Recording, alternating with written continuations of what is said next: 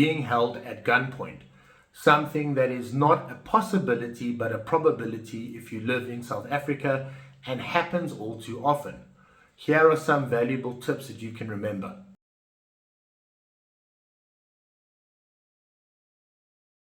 Fundamentally, more than anything, it is critical to prevent such things as being held as gunpoint by maintaining situational awareness and giving yourself space and time to react. If you don't have situational awareness, if the suspects have gotten the jump on you, then you go into the next best thing, which is complying in a strategic way so as to give you the ultimate or the highest possible chance available of getting out of the situation alive.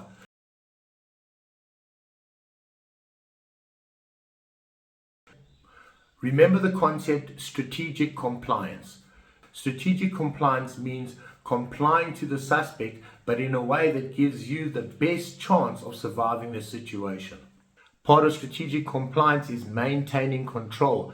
And when I say that, I mean maintaining control of yourself. And in doing so, inevitably, you will get some control of the situation. Now is the time to find your calm, to find that middle spirit, and to quieten that inner voice that might be saying, I'm going to die, I don't know what to do, I'm not going to make it, and replace it with, you're going to be okay. You've got this. You know what you're doing. To get calm, remember, your breathing controls emotions. Emotions will change your breathing. So breathe in deeply, breathe out, and keep doing that till you find that spirit, till you find that calmness.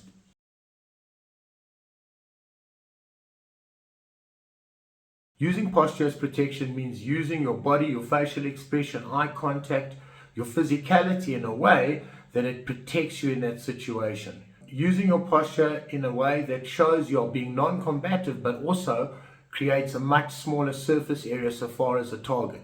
Hands up, non-combative, maintain eye contact if you can, because eye contact humanizes. It creates a connection between you and the other person. Turn at a 45-degree angle, have a slightly wider posture, and make sure that you have balance. Bring your chin down to protect your neck and your vital area, and hands up. Here you are non-combative, but you're also presenting a very small target area.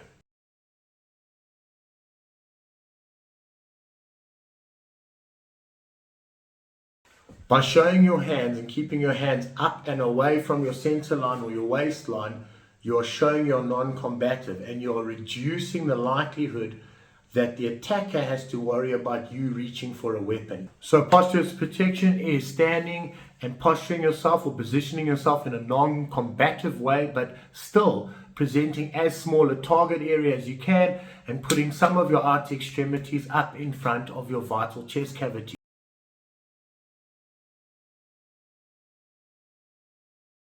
Next thing to consider is communication. Right now is a time to communicate effectively. We talk about communicate to de-escalate. What that means is you use your communication, including your body language, as a means of de-escalating the situation, and ideally getting that person to take the muzzle away from you and no longer point it at your body. How do you do that? The first one is you humanize. Hi, my name is Mike. Listen, you can have what you want. I've got kids. I just want to go home. You can ask a question. By asking a question, you're getting the person back into their prefrontal cortex, out of their reptilian brain, and making them essentially human, and also taking some of their capacity and directing it towards understanding the question and what do they actually want. So, by asking a question, what do you want? How can I help you? You're not here to shoot me, are you? You just want to take my stuff. Ask a question, communicate to de-escalate, communicate to humanize.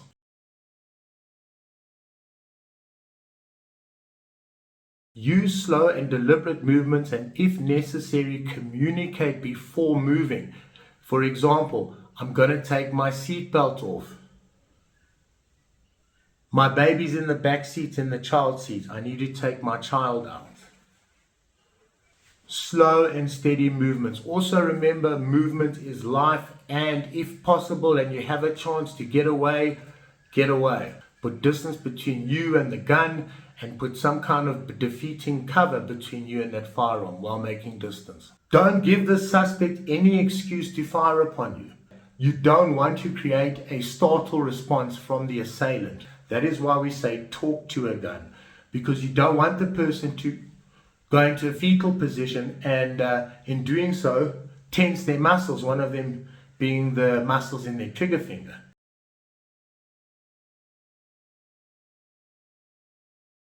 Maintain your situational awareness. Do not lose your peripheral vision. Make sure you know what's going on around you and where other hazards might be, but more importantly, what potential escape routes there are and what kind of bullet defeating cover could you be able to put between you and the person with the firearm. Remember, your situational awareness is your OODA loop: observe, orient, decide, act. And it's a loop because you continue that cycle till you're in a situation that is preferable, that is safe, and that you are under control. Certainly, if you're already being held at gunpoint and you do have a firearm, you've got to choose very carefully the moment to use that weapon and whether or not you can conceal that weapon or ditch it somewhere and get it at a later point. If there's anything close to you that you can hide that firearm under or move it away, because if they find the firearm on you, number one, you've lost your weapon. Make sure that if you are going to use a firearm, you can get distance, you can move off the X, don't stand still, move off that X, don't be a stationary target. It's something that's not going to happen effectively if you haven't trained it 1,000 times. And if you do have a firearm, and I'm not promoting the use of firearms in any degree, everyone must make their own decisions. You need to train with that weapon. You need to train with it frequently. You need to train with it under pressure. In other words, under duress and in adverse conditions. And you need to be effective with that weapon when things are difficult, not when they are easy, because as close as you can get to simulating an actual attack is how you should be training.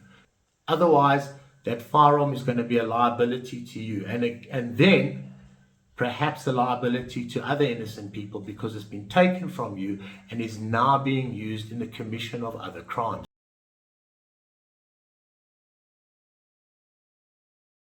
So you need to know more than this. There is no substitute for training. There is no substitute for preparation. And a very important element of doing well in bad situations is visualizing them before they actually happen and considering that they are actually a possibility. If you think it will never happen to you, it will be a horrific surprise when it actually does. And I'm speaking from personal experience. Everybody believes it will never happen to them until it does. It's in your best interest to consider, what if it does happen to me? What if it does happen to me? Well, what can I do? What would I do? And visualize these negative events so that when they do happen, a part of you is already prepared for them. It doesn't feel so unfamiliar. It isn't so shocking. And when you visualize these events, always visualize a positive outcome. Because if you push yourself towards a positive outcome in your visualization, you will be encouraged to do it more because it's not so terrifying. And you will see that perhaps there are possibilities to survive even the worst kind of events. Visualization is preparation and should go along with your physical training and firearms training if you do use a firearm, and any kind of self-defense training in terms of just using your own body and understanding the principles of personal security. If you live in South Africa and you haven't considered the possibility that one day you might be held at gunpoint, or be even worse, in an active shooter scenario, okay, where there isn't a threat of being fired upon, the firing upon is already happening, then you've done yourself an injustice.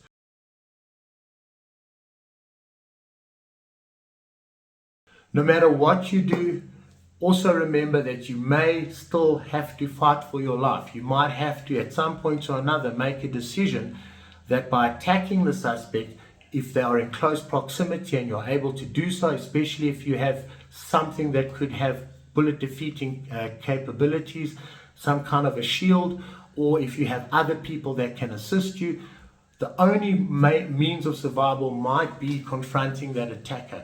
As a last resort. Please understand, I'm saying as a last resort.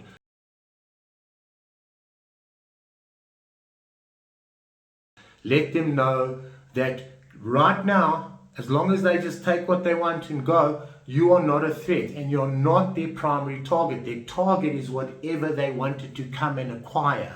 There is no value in a dead body unless they are a hitman and that was their mandate, in which case you've got more serious problems. Once again, thank you for watching, and until next time, please stay safe out there.